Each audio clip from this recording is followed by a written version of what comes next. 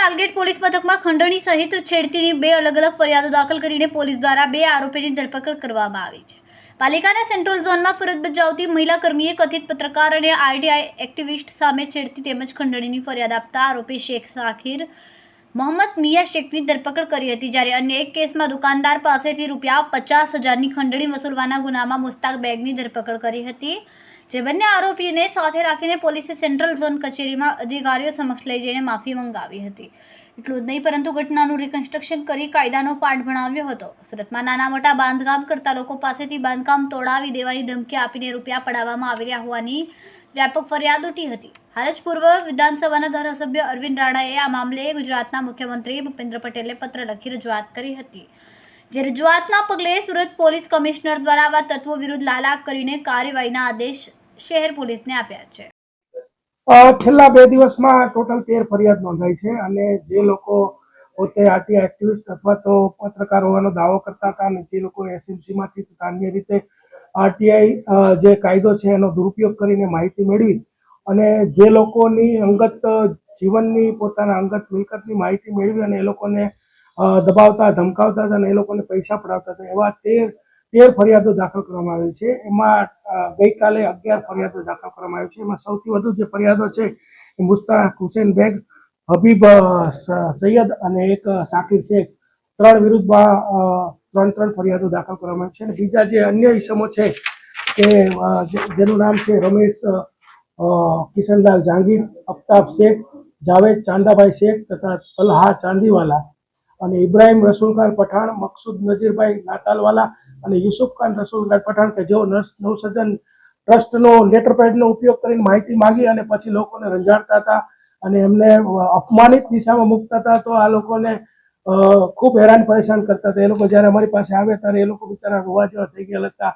આનું ઇતિહાસમાં વાત કરું તો થોડાક સમય પહેલા આપણા માન્ય ધારાસભ્ય શ્રી અરવિંદ રાણા સાહેબે આ લોકો વિરુદ્ધમાં એક લેખિત ફરિયાદ આપેલી.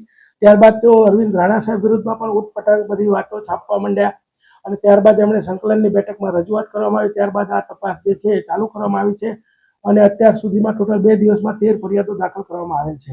સર, કઈ રીતે ટાર્ગેટ કરતા હતા આ લોકો? એ રીતે ટાર્ગેટ કરતા હતા કે જે કચેરી હોય છે એની આજુબાજુ બેસી રહેતા હતા અને કચેરીઓના અંદરના જે કર્મચારીઓના વિખવાદો છે એનો એ લાભ લેતા હતા અને એકબીજાની વિરુદ્ધમાં માહિતીઓ એકત્ર કરતા હતા અને ત્યારબાદ એની આરટીઆઈ કરતા હતા અને ત્યારબાદ તેને રૂબરૂ મળીને અથવા તો બીજા લોકો દ્વારા એને દબાવતા હતા અને પછીથી એ લોકો એની પાસેથી ખંડણી વસૂલ કરતા હતા. સર, આ પ્રકરણમાં એસએમસીની એક મહિલા અધિકારી પણ સામેલ છે. અત્યારે એક ફરિયાદ જે અમને મળી છે એમાં એસએમસીમાં જે મહિલા કર્મચારી છે જેમનું નામ રૂબીનાબેન છે, એમના ભાઈ છે મુસ્તાક હુસેન બેગ, કે રૂબીનાબેન અત્યારે જેમને પ્રારંભિક હકીકત મળી છે એ મુજબ રૂબીનાબેન જે નકશાઓ છે એમને તાત્કાલિક મળી જાય ને સાંજે ભાઈ મુસ્તાક બેગને આપી દેતા અને ત્યારબાદ તેઓ આ માહિતી કાયદાનો દુરુપયોગ કરતા હતા.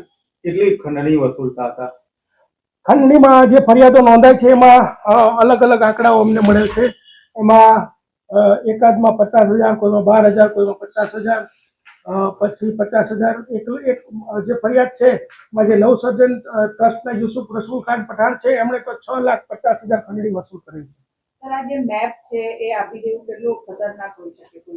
મેપ આપી દેવું ખૂબ ખતરનાક છે, કારણ કે કોઈ પણ વ્યક્તિના ઘરનો મેપ છે એ વ્યક્તિના ઘરના બારી ક્યાં આવેલી છે, બારણું ક્યાં આવેલું છે, ક્યાંથી પ્રવેશી શકાય, ક્યાંથી બહાર નીકળી શકાય એનું ખબર પડે છે. તાજેતરમાં સૈફ અલી ખાનના ઘરમાં પણ હુમલો થયેલો. તો આવા કોઈ પણ વ્યક્તિના જો પર્સનલ મેપ આપી દેવામાં આવે તો એના ઘરમાં ચોરી થઈ શકે, એના ઘરમાં લૂંટ થઈ શકે, એના ઘરમાં એનો મર્ડરનો પ્લાન પણ થઈ શકે. તો એ ખૂબ જ આપણા જીવનની સાથે જોડાયેલી જોખમી બાબત છે. એટલે એસએમસીના કર્મચારીઓને પણ અમારી તાકીદ છે કે ભાઈ ખોટી કોઈ પણ થર્ડ પાર્ટીની જે માહિતી છે તે થર્ડ પાર્ટીના પૂછ્યા વગર કે એનું નિવેદન લીધા વગર ન આપવું જોઈએ. સર, જે મહિલા અધિકારી સહિત અન્ય એસએમસીના અધિકારી છે એમની સામે શું કાર્યવાહી? અત્યારે તપાસની અંદર ફરિયાદો દાખલ છે તે ત્યારબાદ વિવિધ નિવેદનો લેવામાં આવશે, કર્મચારીઓના નિવેદનો પણ લેવામાં આવશે, કોલ ડિટેલ્સ મંગાવવામાં આવશે. તે ઉપરાંત એના ફોન જે અમે જપ્ત કરેલા છે તેની અંદરથી માહિતી એકત્ર કરવામાં આવશે અને ત્યારબાદ એફએસએલમાં પણ મોકલવામાં આવશે અને આની ડિટેલ તપાસ કરવામાં આવશે. સર, આવા જે પત્રકાર કે આરટીઆઈ એક્ટિવિસ્ટ છે એમની વિરુદ્ધ ફરિયાદ હોય તો લોકો કઈ રીતે આવે? લોકોને મારી અપીલ છે કે કોઈ પણ વ્યક્તિ આરટીઆઈ એક્ટિવિસ્ટ બની શકે, પત્રકાર બની શકે, એમાં કોઈને વાંધો વિરોધ ન હોઈ શકે, પરંતુ જે પ્રવર્તમાન સમાચાર છે એ સમાચારને એને છાપવાના હોય છે. માની લો કે આરટીઆઈ ની કોઈ પણ માહિતી એને માગી હોય તો માગીને એ માહિતી એને ઉપરી અધિકારી કે સરકારને એને લેખિતમાં જાણ કરી શકે, નહીં કે કોઈ વ્યક્તિનો કોન્ટેક્ટ કરી શકે કે કોઈની પાસે નાણાંની માગણી કરી શકે કે પોતાના સમાનને જોખમમાં મૂકે એવી કોઈ કાર્યવાહી કોઈ પણ વ્યક્તિ કરી શકે નહીં. જો આવું કોઈ પણ કૃત્ય કરતા હોય તો પોલીસનો સંપર્ક કરશો, પોલીસ તમને ખૂબ મદદ કરશે, તરત તમારી એફઆઈઆર દાખલ કરશે અને તમને છેલ્લે સુધી તમારી સાથે રહેશે. કોઈ આરોપી એવો છે જેની પર ગુના નોંધાય? અગાઉના ગુનાનો ઇતિહાસ તપાસવાનો બાકી છે, એ જે મળશે એટલે તમને જાણ કરવામાં આવશે. અને આમાં એક તો ગંભીર ફરિયાદ છે કે જે પહેલી અમે દાખલ કરી શાકિર શેખ વિરુદ્ધમાં. તો એ વ્યક્તિ તો જે મહિલા છે એના પર્સનલ જે છે કે ભાઈ આ મહિલાને કોની સાથે ઈલું ચાલે છે, આ મહિલાને કયા અધિકારીઓ ટિકિટ જોવે છે, એને કોણ ગાડી આપી છે, એને કોને ફ્લેટ આપ્યો છે, આવી પર્સનલ બાબતો પર પણ જતા